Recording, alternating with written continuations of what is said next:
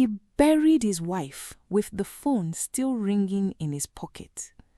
That's how you know a man has lost his way, when the woman who loved him for 20 years is being lowered into the ground and his mind is still on a business call. My name doesn't matter for this story, but his does. His name was Emeka Obi. And before I tell you what happened to him, do me a favor. Hit that follow button, because stories like this one, the ones that stay with you long after you close the app, that's exactly what this channel is built on. Emeka grew up in Newi with nothing. He used to trek 4 kilometers to fetch water before school, and he swore, even as a boy, that poverty would never touch his children the way it touched him.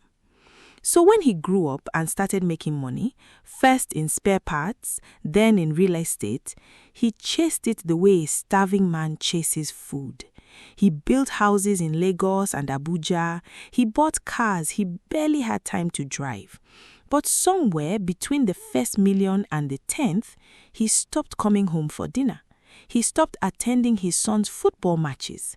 His wife, Adaze, used to call him every evening just to hear his voice. And every evening he'd say, "Baby, I'm in a meeting. Let me call you back." He never called back. His daughter, Chiamaka, graduated valedictorian of her secondary school. He missed it. He was closing a deal in Port Harcourt. His son, Kelechi, 19 years old now, got into a fight defending his father's name because classmates said Emeka Obi cared more about buildings than his own family. Emeka heard about it later from a driver, not from his son.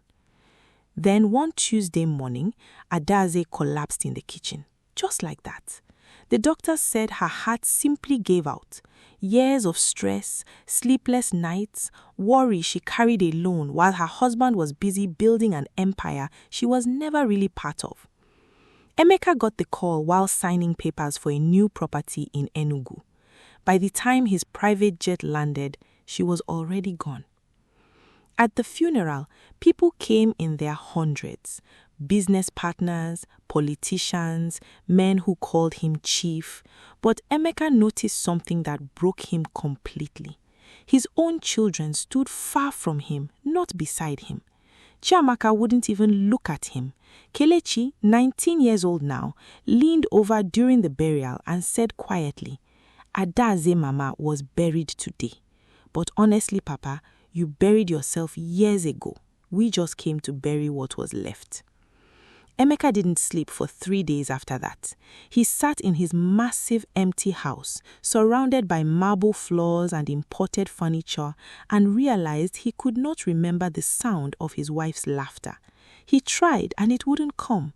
He had photographs of properties saved on his phone in high definition, but not one recent photo of his own family together smiling. He didn't become a broken man overnight in some dramatic way. He simply changed, quietly, painfully. He sold 2 of his 5 houses. He started picking Kelechi up from university himself, sitting in traffic like any other father, just to have those 40 minutes of conversation. He showed up, really showed up for Chiamaka's wedding 2 years later, and when he gave his speech, he didn't talk about business. He talked about how sorry he was and how he was still learning, slowly, what it meant to be present. Emeka Obi didn't lose his wealth. He lost something money could never buy back. Those ordinary Tuesday evenings, those small moments that don't feel important until they are gone forever.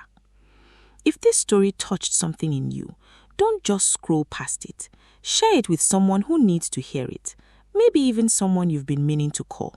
And subscribe, because next week we tell another story that reminds us what really matters before it's too late.